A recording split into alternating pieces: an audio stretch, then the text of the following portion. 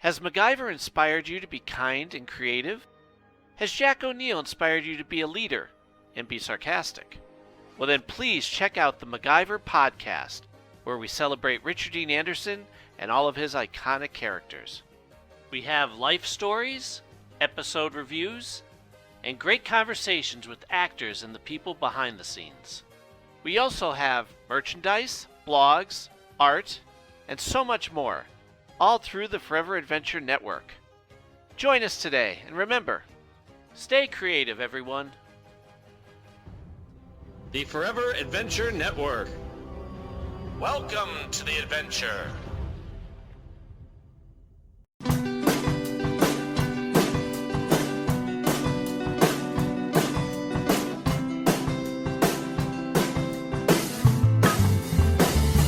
Alone again, alone again. His stories were like us, a beginning and an end, alone again.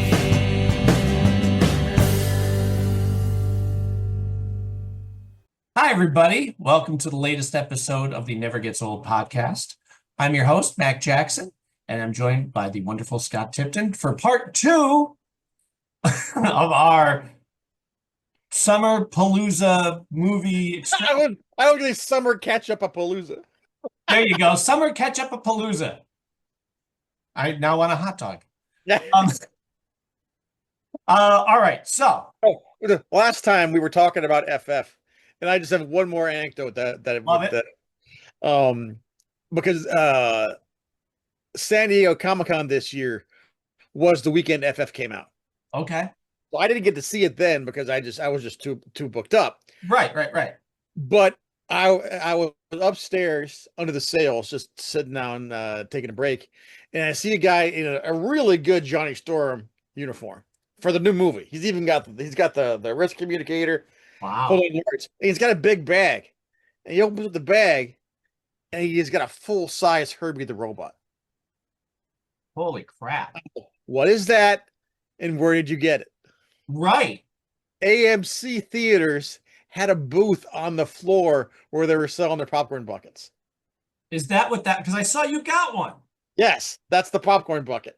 Oh, that's a popcorn. I thought you actually went and, because you're in the land of wonderful dreams of being able to go to Disneyland all the time and this, that, and the other thing. I thought, did he get that from there? But no, you got it at the convention. At the convention, that's the popcorn bucket. Oh, holy crap, yeah. And it plays the music. It's got a sound chip, so it plays the fanfare. And also the head is for your soda, and there's a straw in the back. Oh, But the size is perfect. So of course I went and bought mine. By the end of the weekend, everybody at San Diego was walking around with their Herbie popcorn buckets. well, why wouldn't you?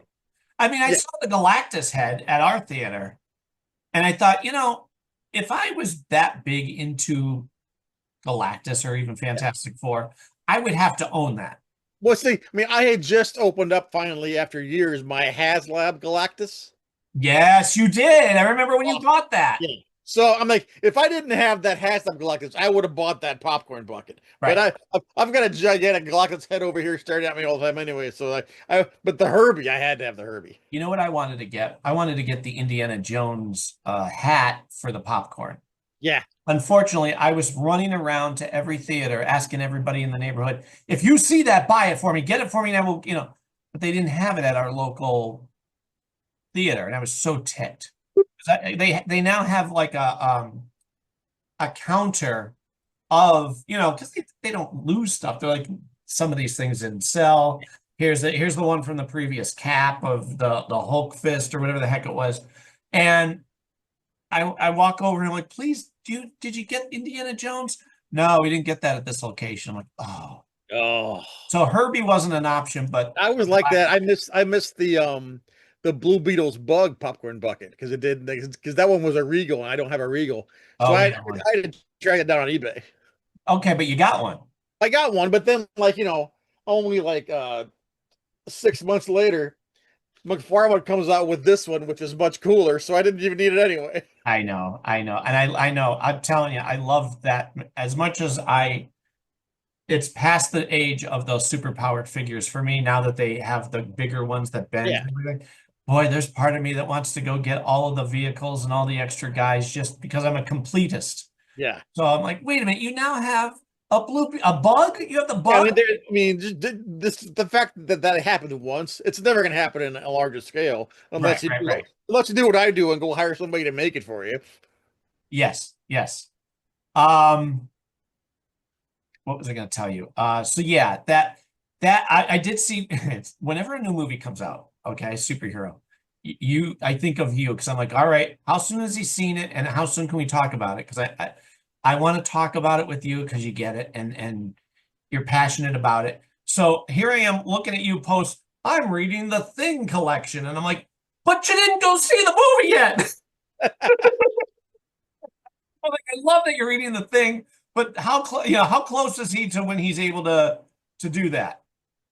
Yeah. And I'm Yeah, glad. 'cause this year I was caught in that convention double whammy between San Diego and then Star Trek Vegas. So I didn't get to see FF until I think I got back from Vegas, which was rough. And I managed to stay spoiler free, which was tough. Well, that was the part for me that I was worried for you because we will see it the night before official opening night. We now will pre-buy tickets for the Thursday at our big cushy, theater with the Yeah. seats and the feet come up and there's a wall between me and whoever's behind so I don't have to hear or see them. Um, that's perfection for these superhero movies, but we'll go as soon as possible because of the world sucking and spoiling everything. Yeah. And the longer that you went without seeing it, I thought, Scott, buddy, I'm praying for you. Please don't get spoiled, please, because there's some great stuff in these movies that I don't want you to have, have Yeah. the one time we were at a convention in New Jersey. And we happened to run into some of the kids and the people from The Walking Dead. And the one kid who ended up being in Miss Marvel as her friend, the blonde-haired kid. Yeah. Well, this is before that when Endgame came out. Or Infinity War. I'm not sure if it was Infinity War or Endgame because they were so close. We're walking through and we're standing around shooting the bull with them. Because they're standing there, and if nobody's coming up to them to get something signed, they're just standing around talking to people. Happens to be people from The Walking Dead, which is cool. Yeah. But he's sitting there and he goes, oh. I go, what? I said, what? I got spoiled on Endgame. It was Endgame. He goes, somebody just spoiled it on me. I'm like, well, I'm not. I said, well, that sucks. But what the heck are you looking at your phone for? Like, I understand going into this that people love to ruin things on people. Don't look at your phone. By the way, you're here. This should be enough distraction. Don't look at your phone. And he goes, I know. Oh, I can't believe it. And he was so ticked. Rookie move.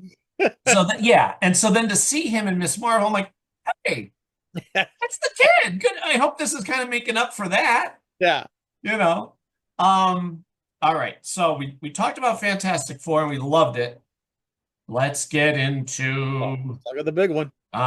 right. And this was a lot more important, I think, than Fantastic Four. Oh, certainly for Warner Brothers, and I think for just for disproving the myth people were saying that superhero movies were done and all. No, you just need to have somebody come in who's got a plan and understands it. Right. I just loved it. I loved everything. Yeah, I mean, obviously. All right, you dive in first because again, I've seen it and I have so much to say, but my son, I said last time, saw it 5 times. He saw it, me and him and Everly.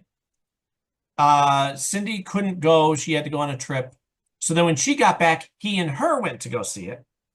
He had to go see it with his girlfriend and her friends. Then he had another group of friends who did the whole, we have to see it with our superhero friend, Mikey. So they go in and they see it. 1, 2, 3, 4. And then he saw it. Oh, he went with his friend to see it who hadn't seen it. Took him on a trip to Florida for a week. No, sorry. It was the shore. It was like New Jersey, I think, or whatever. While they were there, it was a rainy day. And they're like, let's go see Superman. Superman. And then when it rained another day, let's go see Fantastic Four. So he saw them multiple times to the point where when he's on his trip, him and his friend bought the new Superman t-shirt. Nice. And I'm telling you, you know when, and this happens with kids, it happens with us, where as adults we understand you don't ever lose your love of bands or shows, but the attention of the moment gets shifted Yes. to a particular franchise or a band or whatever is currently lighting the spark. It doesn't mean dismiss anybody from before because it's all part of the same. Yeah. Right. Well, as kids, they think, oh, I don't like that guy anymore. I like this guy. No, you still like that other guy, but right now you're getting Superman in your face. Well, that happened for Mikey where he likes Superman. He knew about Christopher Reeve. He's my kid. He's going to know all about this stuff. But because the hype is so big and the as he says, the hype is real. And the way that this movie was so well done with the spirit of who Superman is supposed to be. See, and also there's the thing for him. This is his Superman. Right. You're right. You said it perfectly. Well, he gets it. He's in that whole, I understand, I feel the da da da da da da. That gives me chills as I'm sure it does for you. That is the perfect theme, and I'm glad they used it. Because you can't do better. Yeah. So he's feeling that right now, and to see him wearing his Superman shirt, I felt that good. Okay, you get it. You understand why Superman is wonderful. And again, to go back to where we've been talking about, we don't need the origin. Right. Don't give us the origin. But just drop us in the story. Everyone knows Superman. Right. Everyone knows how he got here. That's what makes his mythology so great is it's ingrained in all of us. Yeah. So just get us into the story. Isn't that funny? Because now it seems like the cinematic world gets it. We don't need to do the Joel Schumacher version of origin, and we don't need drop us in it. Just we got it. I'd rather have the world ask for an origin story and have it be done because the world said for years we never got an origin story. I don't need to see popcorn and pearls hitting the ground anymore for Batman. That's been done. Uncle Ben is still dead. We don't need to mention it. But just from the start, Corn Sweat, perfect Superman. He's so good. So good. I wasn't sure at first just because I didn't know the actor. Me too. It was good. It turned out. I think that's better. But so his face didn't look like Superman for me until I got to the movie and you see him and when he smiles or when he's like when he's arguing with Lois and there's so much there. So and oh my God, Lois is fantastic. Right. I knew she would. Mrs. Maisel is the best Lois since Margot Kidder. I knew she would be. Because I've been watching Miss Maisel. I'm on season 3. When I was unemployed for 6 months, which by the way, I don't know if I mentioned it on here, but we didn't get to do these as much as possible, not from lack of wanting to, but our site that did the conversion, held the RSS feed or whatever, they just stopped. I mean, it was the episodes were there, but like our previous, say, 2 episodes didn't load. And even though they said, no, it's loaded, it wasn't distributed across iTunes or Spotify or whatever. And I would send them an email and go, it's not. Well, eventually they stopped responding and then turned off their email. There's no more email. Oh, geez. So I found out it's a group out of India. So they just, thanks for the money, we're done. So I had to go through this whole rigmarole to convert everything over to Spotify to be my main distributor. And then from that, they don't just automatically do it. You have to go to iTunes. You have to go to this guy. You have to go and take and paste and take and make sure it works. Long story short, it took a long freaking time. It was like 6 months of fighting with people. But now, as you can see, we're back up and doing great. Well, during that time, I was watching Miss Maisel, among other things. And I'm like, oh, I see why this is popular. You know, they do the 50s well. And she's charming. It's kind of crass at moments, but it's also well written. Oh, she's going to be Lois Lane. Yep. Yep. I see it. That's good. And again, another thing the studio should pay attention to instead of this, who do you want to be Batman? Who do you want to be? How about you go with an unknown who's perfect for it? Don't go with the name, right? You don't want to go with, oh, it's. Yeah. Make sure they're perfect for it, whether they've never been on screen before. If they can act, do it. And she already had proven herself. Yeah, that formula goes back to 1977. You get an unknown for Superman, and then you get like big stars around him. And you bring in Brando and Hackman. Yeah. Yeah. And speaking of Hackman and Luthors, man, I loved him as Beast. I like the guy and everything. Right. I didn't think he could pull Luthor like that. His Luthor is just insanely good. Other than Clancy Brown in the animated version, you know who I also think is excellent? John Cryer. John Cryer was such a surprisingly good Luthor. Right? And did you ever hear what he said? Why he did that? He said he felt so bad for Superman 4 because for Lenny Luthor. for that character, he said, I wanted to do it justice. And so this was kind of my redemption. And he was great at it. Brilliant. I wanted more. And they even put him in the power suit too. So you got John Cryer fight scenes, which were great. Right? Yeah. I mean, I wish they had shaved the goatee, but other than that, whatever. I thought, wow, you're scary. Like to have Luthor be intimidating. Yes. Like, because Cryer's not a big intimidating presence. No. Physically. So it has to all be just with his tone of voice and just make it selling it. And he sold it like crazy. But Nicholas Hoult was so good. And the fact that the way that they did him was, I know what I'm doing. I've thought this out. I'm sitting in the control room, and here's how we're doing it. Like, he doesn't have to be the man on the ground. Yeah. He's the guy in the tower telling these guys, A4, 6-3. That was such a great bit too, because he's such a bro with his massaging the shoulders. Come on, here he comes. B45. Right? It's funny because in that scene there, he's the worst kind of boss. He's the boss that you think likes you, but turns out to just be absolutely the worst. Right. But he's broing it up with those guys, and they're all excited to be there, murdering Superman. And the way it starts, I love that they did the whole groundwork of the whole DCU. Yeah. Millions of years ago, this happened. That was great. Thousands of years ago, this happened.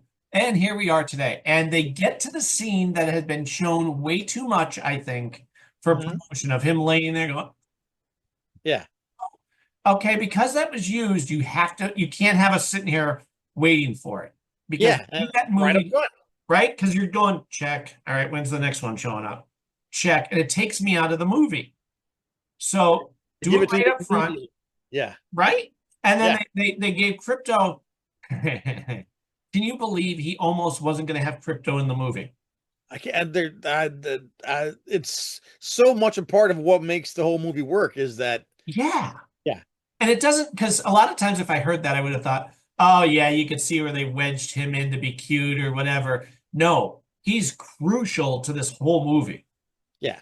I thought wonderfully done because usually they have Crypto being, I'm basically Superman in dog form and I am noble and no, this dog's a little a-hole. Yeah. But what that also does immediately is, all right, here's a dog in a cape and he's flying. This is the world we're in. You get on board or you don't. Right. This is the DC universe where it's weird and wacky and everything can happen and you're on board. Yep. And the way they front loaded that Superman scene, it's reminded me of Star Trek 2. Famously in Star Trek 2, Roddenberry had been pushed out. Okay. So he found out they were going to kill Spock and he didn't like it. So he leaked it to the press.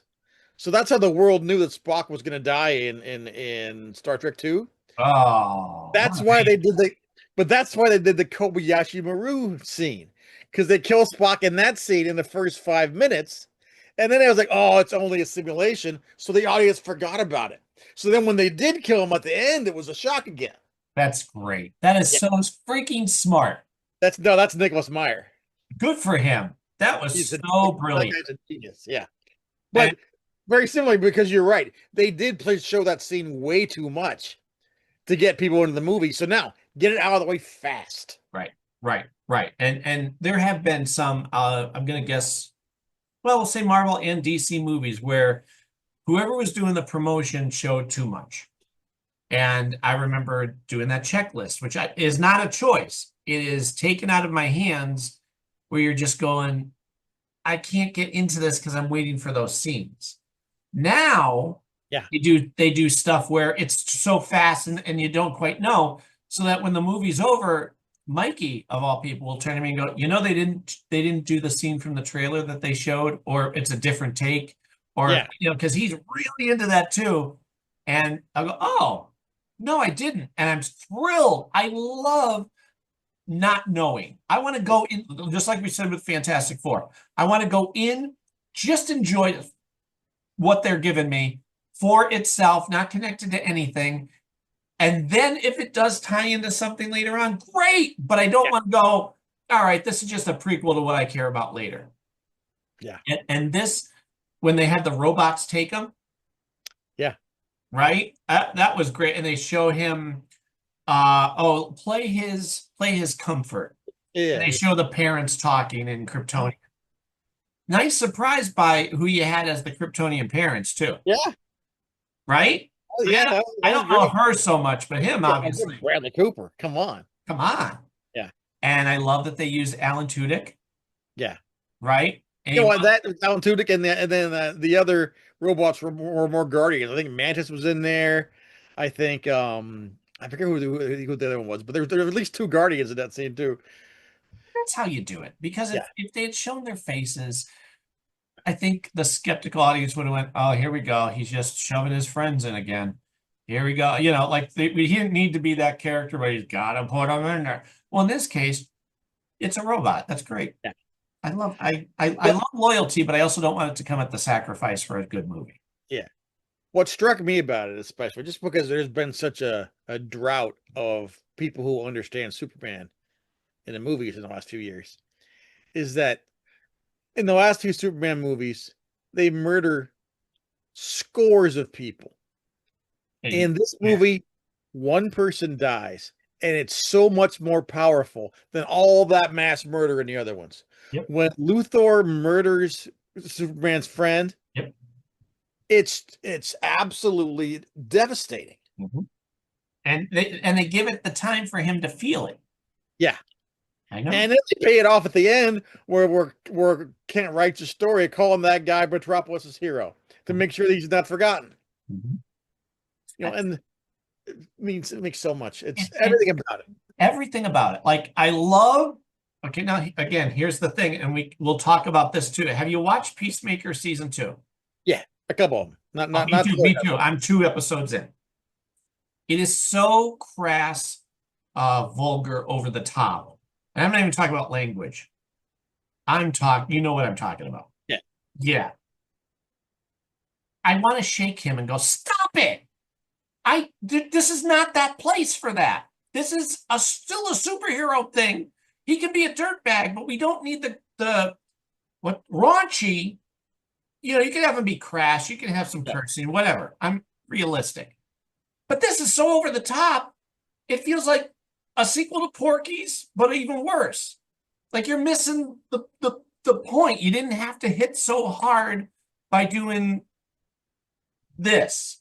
You know what I mean? You had already established. I hear what you're saying. I mean, with this stuff, I don't really mind it. I like. I mean, it's a different show for a different audience, and I know he's gonna keep doing that. Like his Clayface is gonna be a body horror thing, which is not my jam. But I think these stories kind of like lend themselves to different stuff, so I don't mind it. And I agree and I thought of this ahead of time too, because again, I think, is this just me being nitpicky? But no, because I understand going into it that you're gonna have Peacemaker be an a-hole. I understand there's going to be cursing. I understand it's going to be kind of written like a 16-year-old wrote it. But when they show an actual orgy scene and they have them doing coke and they have them, it's over the top where it didn't need to happen. You could praise be to the people that can do the same scene and get the same thought across, but don't need to show people's junk and need to show, you know what I'm saying? Like that was so unnecessary. It could have been done just as well without the gratuity. I feel it in my soul where I'm going, all right, I understand why they're doing it. I understand. And then there's a point where it crosses the line where I'm like, well, this just feels like you're a 16-year-old going, I can show boobies now. Let's show a penis. I feel like somebody should have been over his shoulder and going, you can still do the same scene, but you don't need to actually do that.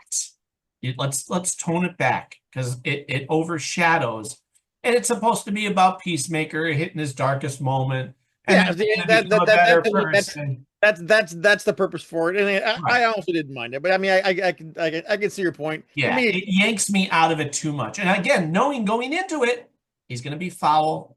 He's going to say some stuff. There's going to be gratuitous violence. That I understand going into it. But like I said, at one moment, I just went, oh. By the way, in a sidebar, did you see the piece from his interview with Howard Stern this week? No. He finally revealed who was the first choice to play Peacemaker. Who was it? Batista. Who? It was going to be Dave Batista. Okay. And at the time, Batista had 2 other movies lined up, and he couldn't do it. So that's when he hired Cena for Suicide Squad. But I don't think Peacemaker works if it's Batista. Agreed. I think Cena is so good at being a jerk. I think if Batista did it, you wouldn't dislike him enough. I agreed. Yeah. So that's funny how that worked out. I mean, because I love Batista. I want him to get a nice fat part in DC somewhere, but that would have been the right one. Agreed. Yeah, I like John Cena in this. Do I think he's the best actor in the world? No. No, but he's good for this. And I think he's better than Magic Mike. Yeah. And he's certainly you can see him getting better as he keeps playing the character. Right. From Suicide Squad to season 1 to now, there's good stuff there. And that was the other part of it too. It would have bothered me the gratuity, no matter what show it was. I don't care if you're talking about what's the superhero show? The Boys. Thank you, The Boys. Yeah. I got that, and that is over the top, and that is good. But this, because that's supposed to be a spoof on the superhero thing. This is an actual DC superhero thing where I feel like that between that and Harley Quinn and a couple things, they tend, I think, to forget their audience. And I love that there's something for everybody, but who's the audience that needs to see jiggly juggling parts that that's a better episode now because I got to see vagina. You know what I'm saying? Like I feel like, all right, you're doing superhero porn now. Like let's not forget. And again, I praise him for the good stuff, but this was one of those where I felt he forgot the audience too much. Yeah, I mean, agree, disagree on this one. I mean, Sure. I had no issue with it. I envy you that you cannot be bothered by it because I'm going, all right, am I clutching my pearls or is this legitimate? And that's how I constantly try and rationalize it. Is it my own feeling on stuff? Wait, so you're 2 episodes in? 2. Okay. When you get to 3 and 4, there's good stuff coming. Yeah? Yeah. Oh, yeah. Because there's a lot of great stuff in the first season of Peacemaker. Like, it's a great arc. It's fun. It's, James Gunn does great playing in the toy box, and I love that. I love that in the second episode we get to see Green Lantern and Hawkgirl and, right, Max. So yeah, more of that, please. I'll just I wish there was more of a here's my view. Can I show this to my teenagers? That's kind of a deciding factor because I can show them blood and gore. They can deal with they can handle cursing. They're not going to be influenced by stuff. They're not that malleable. But are they going to go, this is uncomfortable and not in a fun way that pays off? If this is yucky, then I go, okay, there. That's when I know that I feel justified. Because there's other things I've shown them that can be mouthy or blood. I had Mikey over the summer, had them watch Tarantino movies. So he got through most of them. He has a couple more to go, but he's ranking them. He's like, oh yeah, Django was my favorite. Did you get to Once Upon a Time yet? Yes, yes, he did. He said that was his second favorite, That's maybe that's his first. that's my current favorite Tarantino. What's his first? What's his favorite right now? Well, the three top ones for him so far are Django, uh, Inglorious, Yeah, right, yeah. and the one you said. Once Upon a Time. Yeah, yeah, yeah. Inglorious was my favorite until Once Upon a Time came along. I have to rewatch it. First time. Because for me living here, that movie is such a love letter to Los Angeles. Sure. And so just that alone would get me, but just the performance is not a great. I mean, honestly, the only Tarantino I haven't loved is Reservoir Dogs, and I Right. Me need to get. too. Me too. Me too. I watched it with Cindy years ago, and I went, huh. All right. You Yeah, know. even like Jackie Brown is so kind of like almost languorous in its slow pace. But if it's on, I'll just settle in because Me there's too. something about the vibe of that movie that just Yeah. gets me every time. Well, and that's that was the conversation that we started was you can tell where his again, very much like a James Gunn thing. There's a juvenile quality that you want to go, stop it. And it seems like Tarantino has gotten past that since I'd say since Kill Bill, which are my favorites. Yeah. Kill Bill is perfect. I love it so much. And he doesn't do gratuitous violence or gratuitous language. If there's a violent scene, you go, okay, yeah, that pays off. That's worth it. I don't care that she chops somebody's head off and it squirts for 30 seconds. Fine. There's a humor to it. It seems more mature as a writer, whereas the earlier stuff was that 16-year-old, wouldn't it be cool if? And he saw that too. He goes, oh no, you could see the definite maturity of him. I mean, so probably one of the most violent things Tarantino ever did is the last scene in Once Upon a Time where the Manson family comes to the house, but he's found because it's the freaking Manson family. Yep. You're like it's so justified. Exactly. Yeah, I know. Because I said his last two movies have been his dream scenarios of what he wanted to have happen. Yeah, yeah. Which is fine if that's the mood he's going to be in. I hope he says he's going to stop making movies. I hope he doesn't. I hope he continues because I've really come to really appreciate him, especially since Inglorious, the guy who's the villain. Oh man. So Isn't good. he amazing? Right from the beginning, you go, oh, he's intimidating because he's so calm and laid back and, I'm going to kill your whole family, but you don't. There's probably not a day that goes by that I don't quote him. There's that one bit when he's like talking to the OSS on the phone about where he's making his deal to come in. He goes, and it will be known that I personally put the bomb and destroyed the Fuhrer. By the way, that part is actually true. There's not a day goes by that me or my friends will go, that part is actually true. So yeah, so that's what he did. So anyway, back to the idea. My point was for him to do Superman and also do Peacemaker, I'm like, okay, so you do know how to do a superhero thing properly. Like they have Corn Sweet saying lines like golly. And oh my gosh. And you buy it. Yeah. It's not done in a let's point and laugh at Superman. Oh, his speech to Luthor at the end. Great. It's corny, but it's the kind of corny Superman should be saying. It's sincere. Yeah. Yeah. And the whole thing when he, when you watch him say it, you could tell when they're writing it, they're not doing it as a joke. No. Superman is sincere when he says golly and oh my gosh. You go, like, I buy it. I go, you know what? That's proof. You don't need to curse. He's still got his thoughts across, and he means it. He means it as much as if he said, F. Yeah. You know what I mean? You go, no, this is well done. I don't know if other actors, per se, would be able to pull that off as sincerely as he did. And by the way, how great is Mr. Terrific? Right? I want a Mr. Terrific movie, a series right now. Give me. Well, and that was the thing too, because I thought it was going to be Guy. I thought Guy Gardner was going to be the one that everybody focuses on, and he's great. Don't get me Great, but wrong. yeah, And thankfully they made him enough of a jerk. Again, this all goes to the great writing. Enough of a jerk where you know he's a jerk, but he's not a cliche jerk like everybody's always done. yeah, Like you go, no, you kind of want to punch him in the face, but yeah, he's also not standing on his pedestal. He's more lackadaisical about his arrogance. yeah. I mean, he may be an a-hole, but there's still a reason he's got the ring. Oh, well said.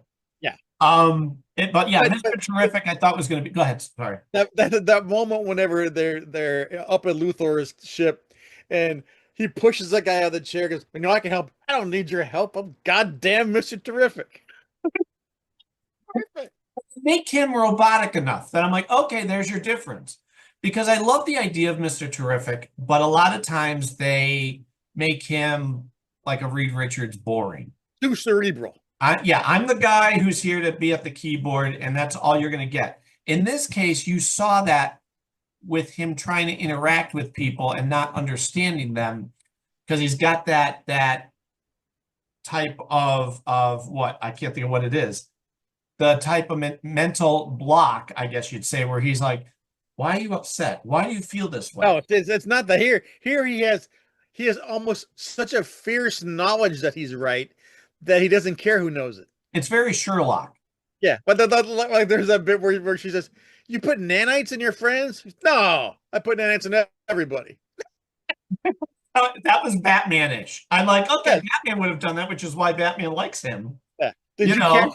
Did you catch, by the way, I'm sure you saw it on the video, people talking about it, when they're in the Justice League's headquarters, the mural? The mural, So cool. which in the actual building, there is Yeah, a mural. that's a real mural. Right. Placed it with superheroes. I Genius. love it. Because it's very subtle, and it's one of those as we're watching it, I went, and they couldn't say anything because you can't pause a movie Yeah. at the theater. So I'm like, I gotta. So when we were sitting in the car, I said, "Did you guys see the mural?" No, he didn't. I said, "In the Hall of Justice when they're sitting there talking." No. So when Mikey went back, one of his 5 times, I said, "Did you see the mural?" When Everly went back, I said, "Did you see the?" And they're, yeah, we saw it. That was cool. And you want it kind of sets up the desire to, all right, let's do a flashback Justice Society movie. Yeah. Or a series of each character, whatever. Let's Yeah. I pray to God that that's going to happen. By the way, how great was Metamorpho? Love him. However, it was different. Did you know? I mean, he was a different character than all the other portrayals before. He was more sheepish and more, Yeah. I don't quite know what to do. Whereas in all the animated and comic books, he's the guy who's, I'm an adventurer and I am here to, and look Much out. more damaged. And I appreciate that. He's one of those characters that, all right, if you're going to change him, really, who cares? There's enough guys who have the hands on the hips kind of But the thing. great thing is they didn't change what's important about the character because you saw him with Sapphire, Yes. wife. Yeah. And this is Simon Stagg's company is everywhere. So clearly that whole backstory happened. So they didn't change what needed to. They just put him through something terrible and made him react to it. He's worried about his baby, which I didn't know they had. Never knew they had a baby. Yeah. No, it was so good. You had mentioned that you're getting work sent in. This is writing related? Oh no, this is what the day job. I'm sorry. I got all excited. I'm like, hey, he's got some. Oh, no. So ever since I got promoted to the head of the department now, like I'm like, no, all the big jobs come in. So like occasionally I have to work weekends, but not that big a deal. Yeah, well, congrats on the promotion. Thanks. Yeah, that's a big deal. Before we continue with Superman, any comic book news you can share? Nothing right now. No? Nope.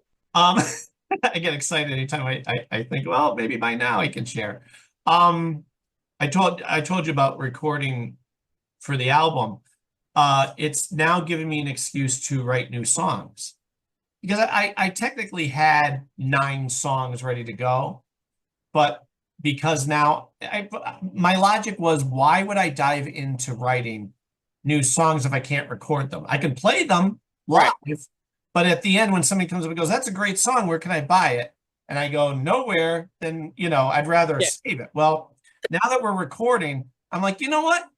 I have an idea. And I write it down and we're working on it. And I got another one. So there's 2 new songs that I've written in the last month, which is great. I feel like, part of me is like, I feel like good. I'm contributing to the world again with new stuff. The other part of me just, all right, well, now let's get it recorded, kind of a thing. Right. Hurry up and get it done, even though it took forever. And I started writing the next episode of the audio series, Sweet. which I found out I got put on IMDb.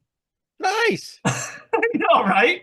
There's actually it's for me and it's for this podcast and the MacGyver podcast and the MacGyver SG1 audio series. Well, because of that, any actor or guest who's been on either show can be on it. Like they load up their credentials on there. And I'm like, well, that feels pretty good.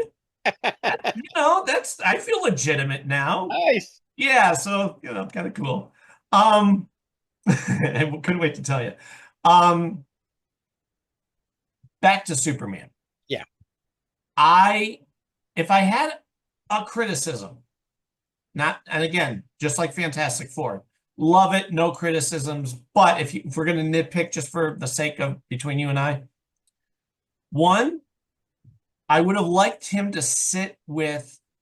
Remember how he goes to his parents and he feels like crap because of finding out about his Kryptonian parents and the message? I would have liked that to have lasted just a little, I think not even last longer, a better conversation to get resolution about it. Like I felt like it was, again, it's a 3-hour movie, so we And can't. he gives us that in shorthand by when he's in the chair at the end, and that's what makes him happy. I agreed. And I love that. That brings tears to your eyes. Yeah. But like when he's sitting with this Pa Kent and he puts his arm around him and I think one or two extra lines that I had in my head would have made it pay off a little more to get him over that hump. You know what I mean? I'm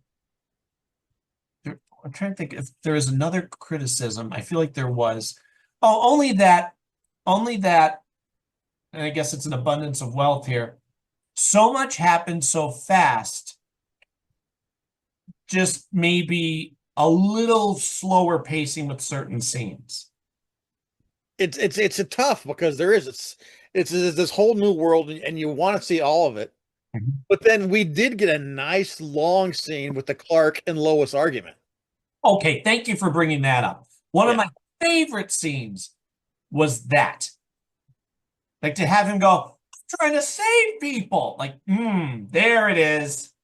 Well, what he also does at the beginning of that, he's being himself. And then when she turns the recorder on, and all of a sudden, nice to talk to you, Miss Lane. And he's doing Superman. It's kind of like his version of that great scene in the Reeve whenever Superman takes Lois flying. And then he comes back as Clark for the date. And Clark is in the living room waiting for Lois to come back out, and he takes off his glasses and he straightens up. He's almost like, I'm gonna tell her, and then he puts the glasses back on and he shrinks back down. Christopher Reeve was amazing with that. Yeah. I mean, it cannot be said too much how much he brought that subtle little moments. Oh man, that pays off for the rest of eternity. Yeah. Right? Yeah, it's so well done. Jimmy Olsen. They gave Jimmy Olsen great stuff to do. Yeah. Apparently his superpower is just Riz. The ladies love him. That's awesome. That was a funny little thing because everybody in the audience goes, "Why? What is it about?" But again, it's teased, but it doesn't. They don't go, "Well, here's the secret." No. Just some girls like them, which is and it was Miss Tessmacher, by the way. I know. I love that. And they even had Otis. Yeah. He didn't act like Otis, but they mention Otis. Yeah. You know what his last name is? What? It's Otis Berg.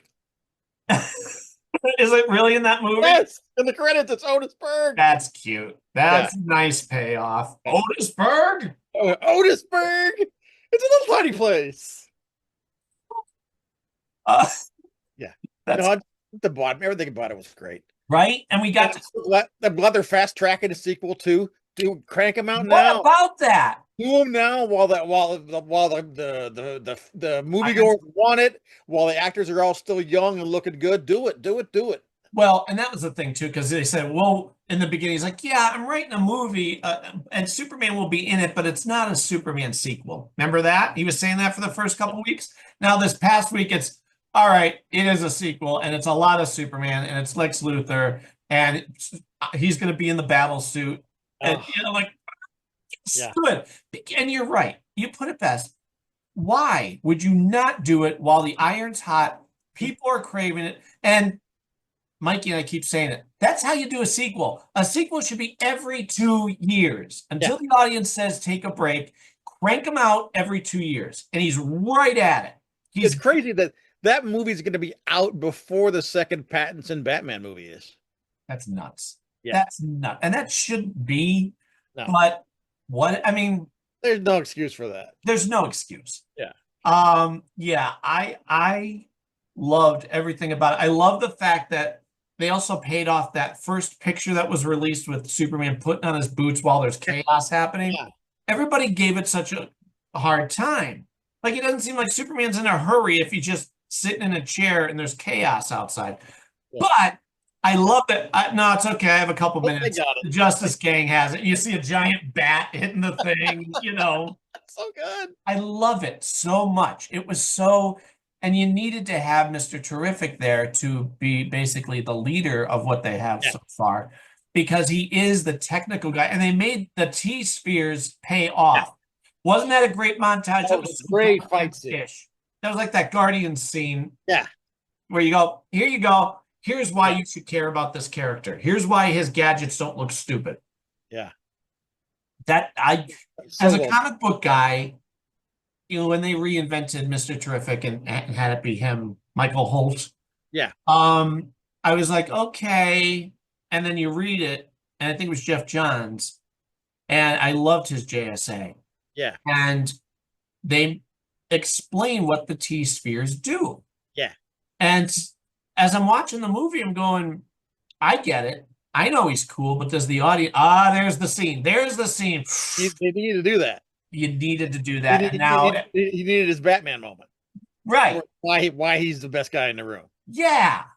Yeah. And they really did great writing where, all right, that black hole is closing. They have to carry Metamorpho and the baby and Crypto. And by the way, you have acid below you. That's, you know, that's not good stuff. Whatever that's going to do to you. I felt that. Yeah. I thought, how are they getting out of this? So like Mr. Flying dog and a squid baby. Seen him through the spheres. And I like that Lois, besides her argument thing, they gave her more to do than just being the girl reporter. Yeah. No, hey, a-holes, Superman needs your help. Yeah. Get off your butt and help him. He's not part of the team. Get off your butt and help him. Otherwise, I'm going by myself and I'll end up killed. That was great. Yeah. And I love, go ahead. You trust us because we are of the cloth. And I like Hawkgirl giving him crap. Yeah. I love that. The Justice Gang really dug them. I'm looking forward to and at the end with the Metamorpho joining up, that's fine too. Keep Metamorpho around because that suit looks great. That's all practical. That's not CGI. I know, and he's a good actor. He was great as Mr. Zsasz. He was the perfect choice for that. That whole, and I love the scene where Superman holding the flag, like you felt that, and that's how Superman should be, very Christ-like, as they say. Where you go, no, he's the guy that I don't care where you are in the world, you're praying that he'll show up and help you. And then to have Guy Gardner be the one, because you're like, all right, wait a minute. Superman is dealing with what he's dealing with. There's no way they can write this to make him go save that kid's village. Oh, well done. Yeah, sorry, kid, not Superman, but you got an upgrade. You know, great. It was it. Any movie that surprises me in a pleasant way and pays off and doesn't do what I thought it was going to do, I'm thrilled. That's when I can applaud and just be so happy with it. And I I love that they are, like you said, fast tracking a sequel. Yeah.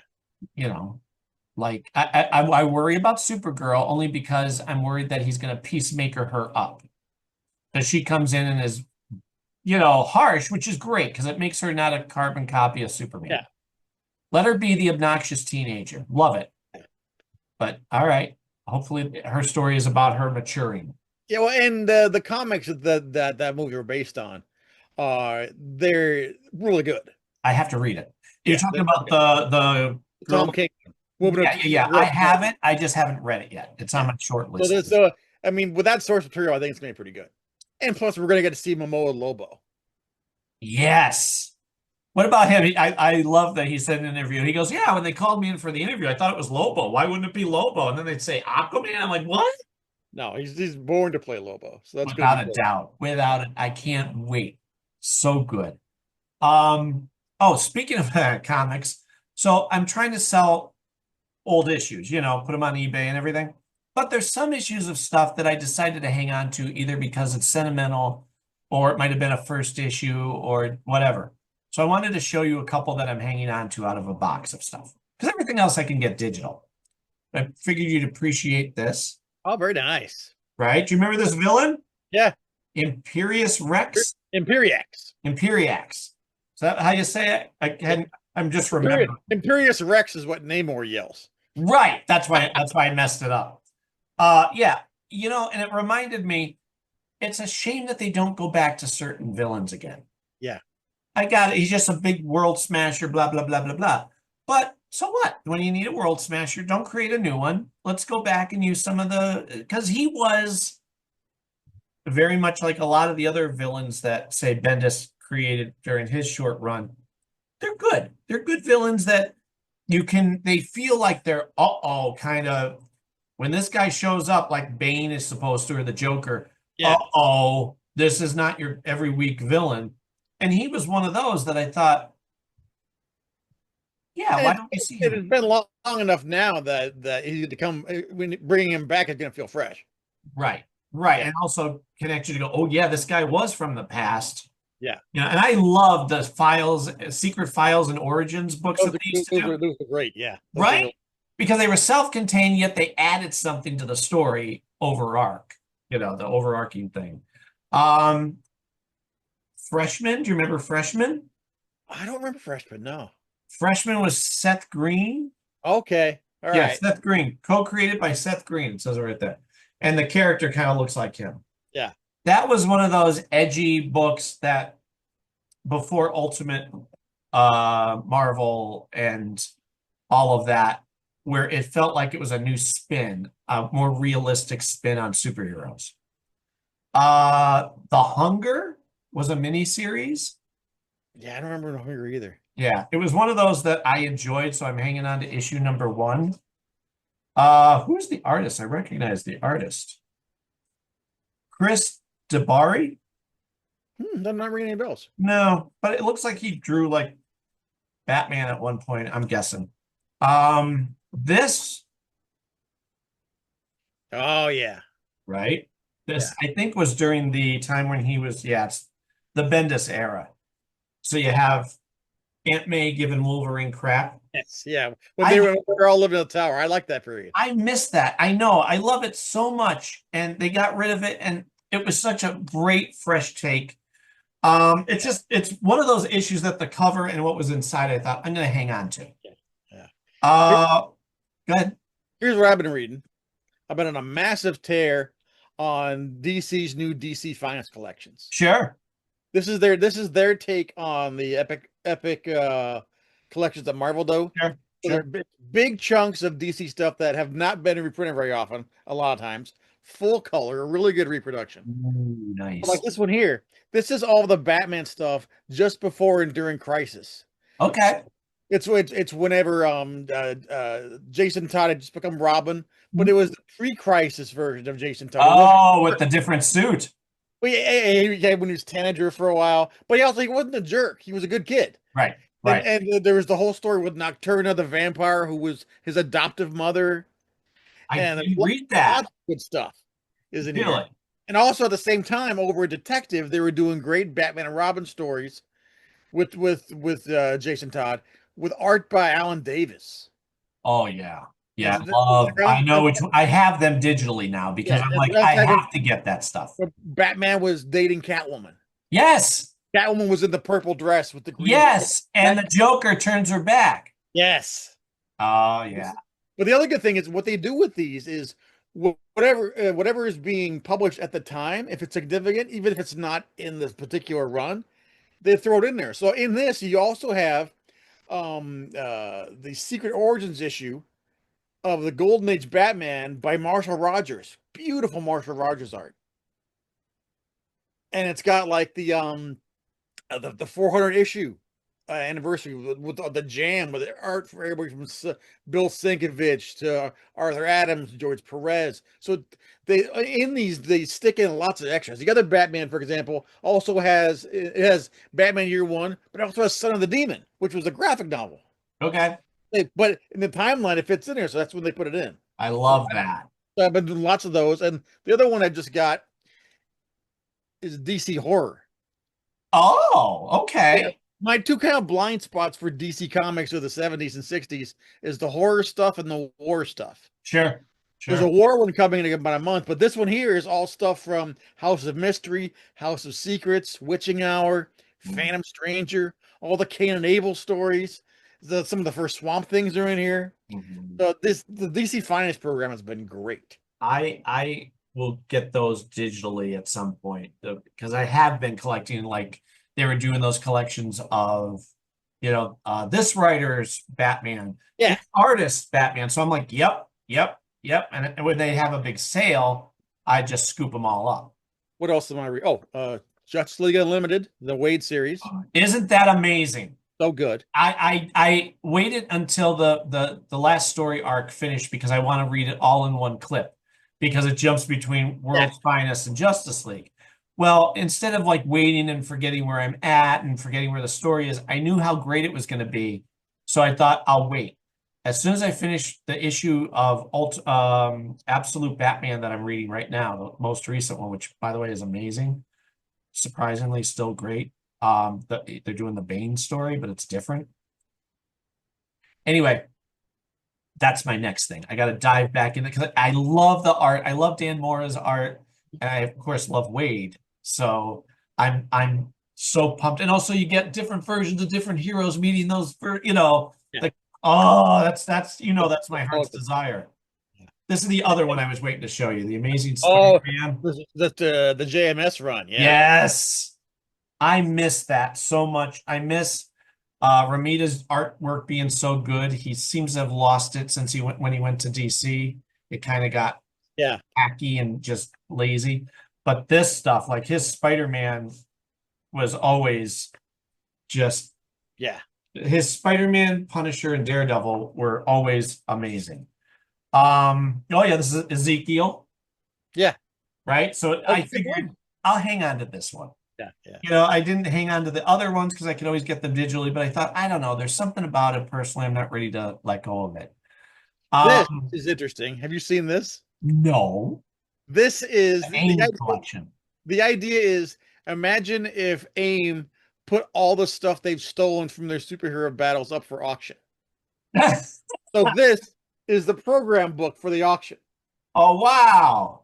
So say they've got Magneto's helmet. They've got what else is in here? Cap shield. Oh, Cap. Well, it's a replica, of course, because Cap got the like your Hellfire Club membership card and card reader, or the original Avengers charter that they swiped from Avengers Mansion. Wow. And it's all written as if it's a program book, which is hilarious. Where did you get that? I just happened to see it on Amazon and in a listing for new this week. If you want some PIM particles, they got PIM particles. Starting bid $3 billion. Estimate 4.5. Oh well, hey, what a bargain! So yeah, this is fun. That is fun. I know you haven't read it, but I really have been loving the G.I. Joe Transformer universe. Yeah, good stuff. Still? It's been some time, and I know how you were like, I don't think it's for me. So it's G.I. Joe doing their own thing, and also being created because of Energon. and Transformers starting to show up. Transformers have their own thing. Kirkman's now going to take over writing it with Dan Mora art. And then the other one which Kirkman started, which is out of nowhere, Void Rivals. Void Rivals issues, I think, started before the G.I. Joe and Transformers stuff. So it's a different planet, it's its own thing, but they have Transformers occasionally show up. At this point, I can say, after this long of what, maybe a couple years now of this, it's all excellent. Even Void Rivals, which was the loose one because you didn't care about the characters, they really have paid off in the long run, in the arc. And not because it ties into the other universe, but as its own thing. I'm like, no, this actually, I don't have to baby this or be patient with this now. This is really, really good. They have the Sussex or whatever his name was from Transformers, the movie. He's in it. Okay. And you're like, well, who would care? They make you care about him. And he has his own little arc going. And as opposed to just being, oh, he's a guest appearance. No, they actually go back to him a lot. And they didn't plan on it. They originally let it be a one and done. But Kirkman's like, no, I have ideas for him. And now it's really, they're all paying off. Like the G.I. Joe, this run, because you're getting in on the ground level. There's the Duke team, which is its own thing. But what they don't know is Hawk created the night version, the Night Force. Yeah, which is led by hooray, why can't I think of his name? Not Falcon, but Flint. Thank you. Flint and Beachhead are leading that team. And they do the secret stuff that Duke's Noble team doesn't even know about yet. It's great. I'm telling you, it has paid off. They have brought in characters like what was his name? Falcon, the bad guy with the, I think you have the figure. Yeah, something Shrike or Raptor. Raptor, thank you. Yeah. They brought him into the comics. And they give you the new version with where he looks excellent, and they make him not a joke. They make him be Major Blood's not henchman, but he contracted him out to find Baroness, who currently Baroness is on the Joe team. It's so good, and I just had to mention it to you. Cool. Yeah, and I'm reading. By the way, I just got my HasLab Cobra Rattler, but I haven't built it yet. Oh, I didn't know you had to build it. You know what I mean? With the giant box with the That's true. Figures, but it's not building like a Lego kit, but it's still. I haven't even cracked the box yet, but I do. I just got that Rattler over here, and I also just got the Cobra Claw, the jet. Yes. Ladder. Yeah, that's really cool. I love those. I probably shouldn't, but I do want to get the Jeep, the Vamp. Yeah, the Vamp's good. I know. Because even as a kid, I always wanted the Vamp and the motorcycle. Yeah. Wait. One last thing on the reading thing also. I just picked up, this is the new biography of Mark Twain by Ron Chernow. Mm-hmm. Chernow's the historian who wrote the biography of Hamilton that was the basis for the play. Okay. He's probably one of the best historians around right now, and I just started his new Twain book. It's great. Mark Twain is great. I mean, he's one of those guys that you're like, wow, you're inspirational. Yeah. I'll sit down and listen to anything about him ever. But with the G.I. Joe, I got, as you saw, Rock and Roll. Yeah. The good one, not the original one with the tattoos and the different outfit. No, they're giving us. Yeah, the one on the retro card. Yeah, it's really good. The retro card, and he's holding. I have him holding the bullets. I sent you the picture. Yeah. Right, and then I got Breaker. I got the good Breaker. Yeah. The newer one, because they had already come out with the Breaker, but this is the one where he can have the bubble. Yeah. Right. Yeah. And he's holding the mass device, which I'm like, wow. Yeah. No, I said to Mikey, I said, wait a minute. So this is not just the cartoon version. This is not just the comic book version because of the bubble gum, because whenever that's how they tell you which one was who. They'd have him always with the bubble gum.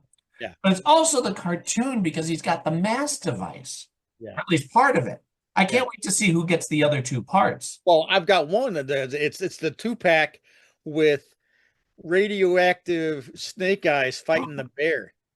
Yes, I And want to get that one with the part of the purple hands. yes, part he's got the pink hands and part of the mass device is in that one too. Is it okay? Yeah. Okay, that's good to know. Good to know because I was thinking, toying with the idea of getting another Snake Eyes. I got the perfect one, but I think I want to get the one with the sweater type top. This one's like that. This is Okay. very cartoony. And the goggles as Yeah, opposed to the visor. Because they do have another one just by himself like that. Yeah. I figure if I'm gonna do it, I might as well get the bigger one. yeah. And Well, I had surprisingly, GI Joe or Hasbro is killing it on animal sidekicks for GI Joe. sure All the animals are great. they really are. The bear looks really good. I didn't get Timber when I got because I got it off eBay. So I got it like secondhand Snake Eyes. But it is that Snake Eyes with the with the pants that are what do you call it? The combat pants as opposed to like a ninja Yeah. outfit.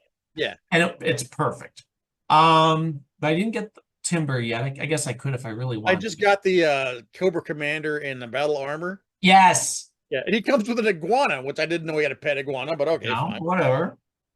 They also have a version where it's shiny. If you wanted to get the chrome. Yeah, yeah.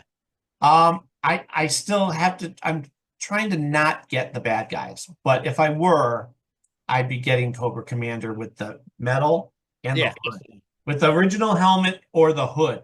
Yeah. Well, the one that came with the hiss, he's in the classic blue, and the faceplate is chrome. Yeah. That's really good. See, that's good stuff. And I'm trying to get a Sgt Slaughter.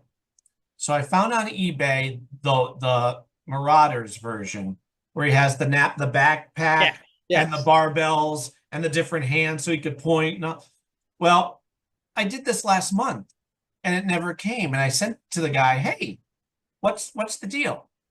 No response, no response. eBay finally stepped in and said, yeah, he's not responding. Well, yesterday he responded. He was in the hospital for the last month. Oof. Okay, that's fair. Yeah, I'm like, all right, I'm not angry as long as you're okay. Yeah. So hopefully I'll be getting it soon. That's fair. Yeah. But I do want a Sgt Slaughter. Yeah. Did you hear his story of I watched a clip online of him telling the story of how he gave Oh, him- yeah, no, it's fascinating. It is. Yeah. Because McMahon sued him. Yeah. Because he went to him and said, look, here's an opportunity I have. This could be great. We could do like a crossover thing. No, I don't want it. Well, because he was going to be the big Hulk Hogan. Yeah. Originally. And then to find out that his daughter was the one who said, Dad, I think it was his daughter or his wife said, no, I don't know. One of them said, Dad, wrestling's always there, but you could be the face of G.I. Joe. Yeah. And he's like, all right, that's my decision. And thank God he did, because I like Sgt Slaughter. Oh, yeah, and that wound up being the best for him long term because, he came and went from the Federation over the years, but that GI Joe job has lasted him for decades, and they still use it. And he said he's so proud. He said that's his biggest accomplishment that he loves more than wrestling. Wrestling, they're gonna kick you out eventually. But GI Joe, you're a live action, real GI Joe. Okay, I've always had a soft spot for him. Yeah. I watched the first episode, by the way, of season 3 Of G.I. Joe, the one where it's a different company doing the animation. Oh, yeah, it shows, doesn't it? Yes, it does. But I'm still going to watch it because I love G.I. Joe and it's something new. So I'll let you know how that is. I don't know if you've watched it. Have you watched it? Okay. I'll let you know. It so far, I watched one episode. Let me think. I don't want to forget anything. Oh, watch the Great Muppet Caper for the first time since it originally was released. Yeah. Doesn't hold up. Don't think so. It's still the Muppets. Still love the Muppets. But again, you're looking at a guy who, when he saw it, he just wanted to see Animal any chance he could. So I remember it not being memorable, even as a kid. I remember the first one and Muppets Take Manhattan being excellent. Yeah.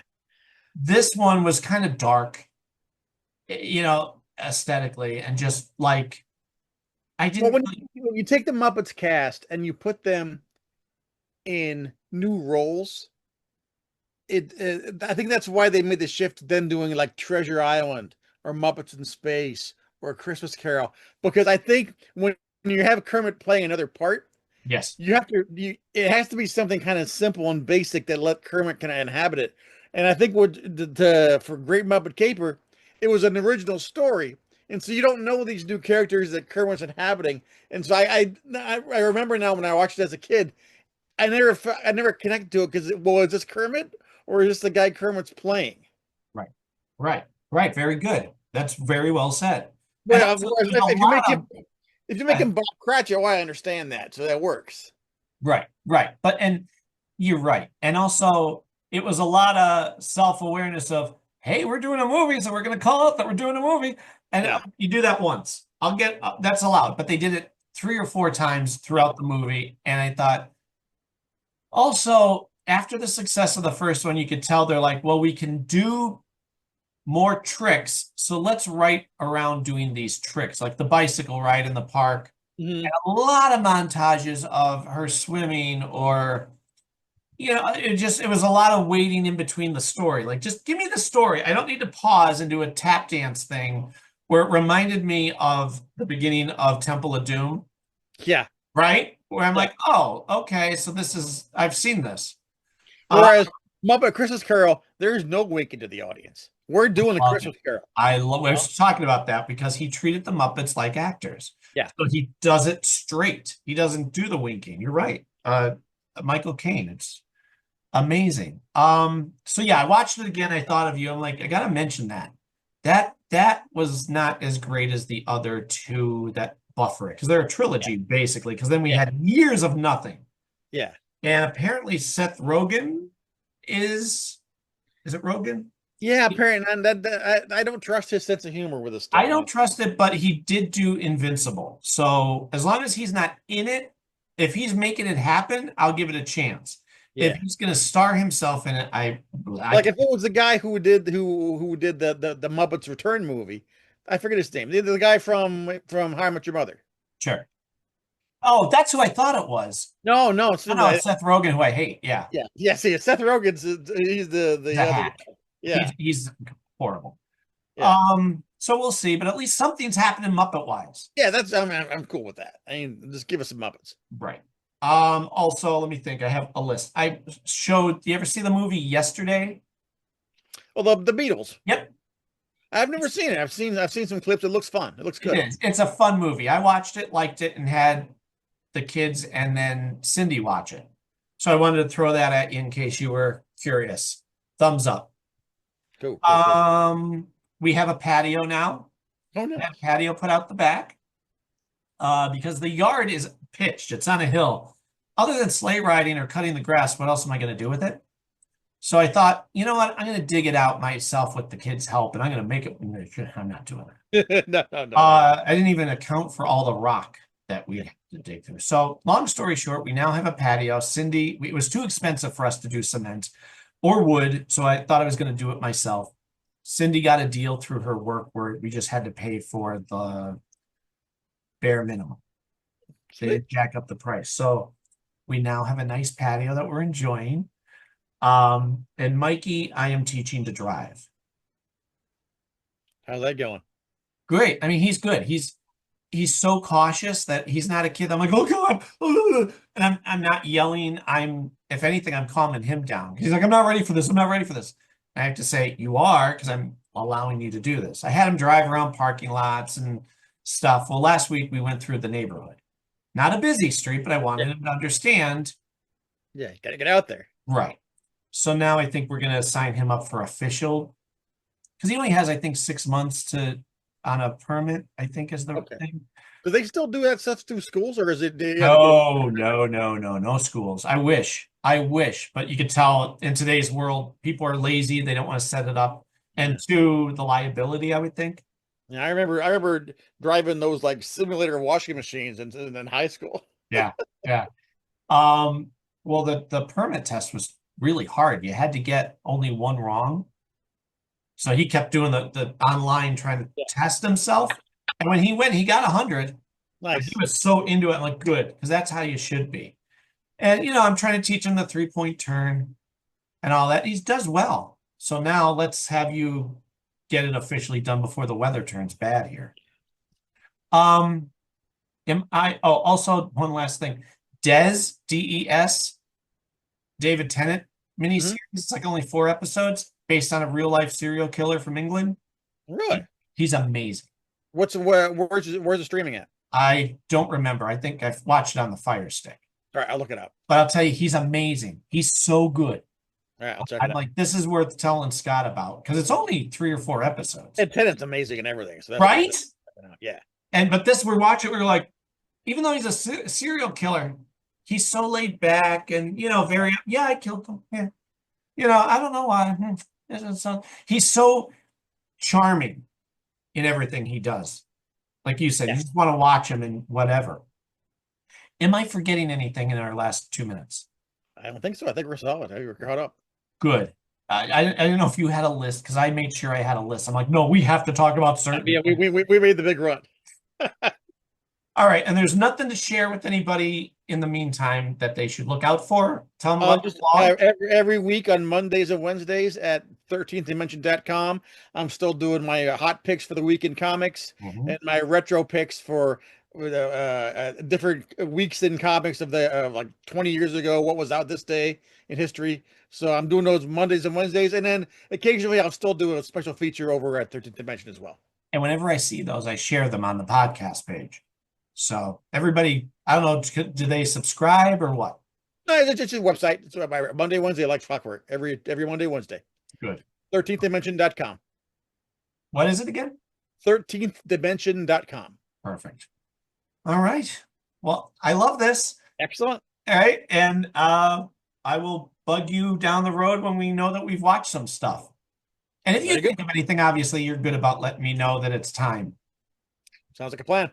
All right, buddy. Hey, good luck with your weekend work. All right, no problem. Catch you later, man. All right, everybody. Don't forget, stay excited, everyone.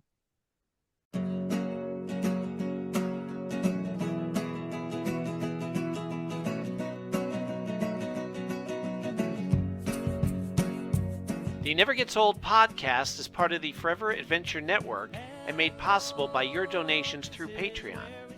If you'd like to help us out, please go to the Forever Adventure Network by Mac Jackson on Patreon and help by subscribing, rating, and reviewing wherever podcasts are heard. We also have a Facebook, Twitter, and YouTube channel. The show's music is by Harmony Constant and available wherever music is sold. Thanks for listening, everybody. And remember, stay excited.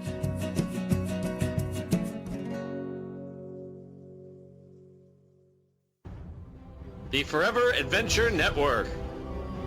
Welcome to the adventure.